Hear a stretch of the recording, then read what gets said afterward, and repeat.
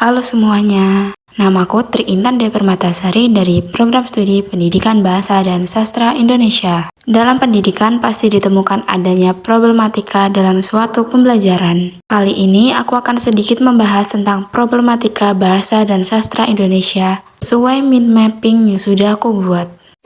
Masalah dengan bahasa Indonesia. Menurut saya, problematika bahasa Indonesia mencakup berbagai persoalan yang terjadi dalam penggunaan, pembelajaran, dan perkembangan bahasa. Problematika ini juga dipengaruhi oleh perkembangan zaman, media sosial, serta kurangnya pembelajaran bahasa Indonesia yang aplikatif.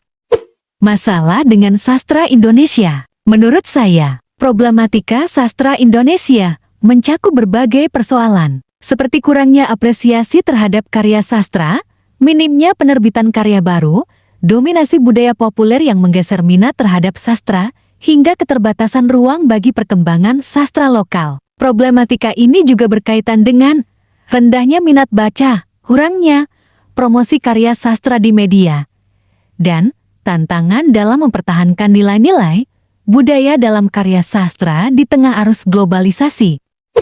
Faktor pemicu masalah, adanya keterbatasan fasilitas dan sumber daya, metode pembelajaran yang kurang inovatif. Selain itu, ketimpangan akses pendidikan antar daerah yang kurang, kurikulum yang tidak relevan dengan kebutuhan zaman, menjadi tantangan sosial ekonomi seperti kemiskinan, kurangnya pelatihan bagi tenaga pendidik, serta pengaruh teknologi yang belum dimanfaatkan secara optimal. Masalah dalam pendidikan. Masalah yang sering terjadi dalam pembelajaran pendidikan, SMP atau SMA meliputi 1. Bagan materi. Problematika yang sering muncul pada aspek materi adalah materi yang terlalu padat dan berfokus pada hafalan semata, bukan pada pemahaman atau penerapan nyata. Materi cenderung kurang dikaitkan dengan kehidupan sehari-hari siswa, sehingga membosankan. Selain itu, buku teks yang digunakan seringkali terbatas dalam variasi dan kurang mengakomodasi kreativitas serta kebutuhan perkembangan zaman. 2. Bagan persiapan. Guru masih kurang optimal dalam menyiapkan pembelajaran. Persiapan lebih banyak berupa metode ceramah konvensional tanpa penggunaan media pembelajaran yang inovatif seperti teknologi digital atau pendekatan berbasis proyek. Di sisi lain, siswa juga kurang mendapatkan pra-pembelajaran, misalnya tidak diminta membaca materi sebelum pelajaran berlangsung, sehingga kesiapan mereka untuk menerima materi menjadi rendah. 3.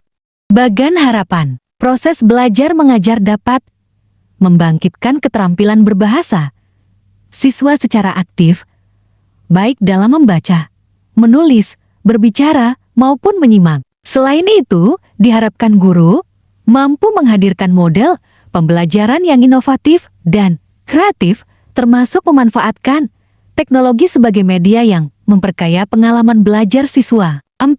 Bagan kendala. Rendahnya minat siswa yang menganggap pelajaran ini membosankan dan tidak praktis. Guru juga menghadapi tantangan berupa keterbatasan pelatihan untuk memperbarui metode mengajar. Selain itu, sarana dan prasarana yang mendukung seperti laboratorium, bahasa atau akses terhadap bahan ajar modern masih minim, serta perubahan kurikulum yang sering membuat guru kesulitan. 5. Bagan hasil. Akibat dari berbagai problematika tersebut, hasil pembelajaran bahasa Indonesia di tingkat SMP atau SMA belum optimal. Banyak siswa yang kurang terampil dalam menulis, berbicara, ataupun memahami teks dengan baik. Di sisi lain, apresiasi terhadap bahasa Indonesia sebagai identitas nasional juga menurun, tergantikan oleh penggunaan bahasa gaul atau campuran bahasa asing dalam komunikasi sehari-hari. Sekian video dari saya. Terima kasih sudah menonton.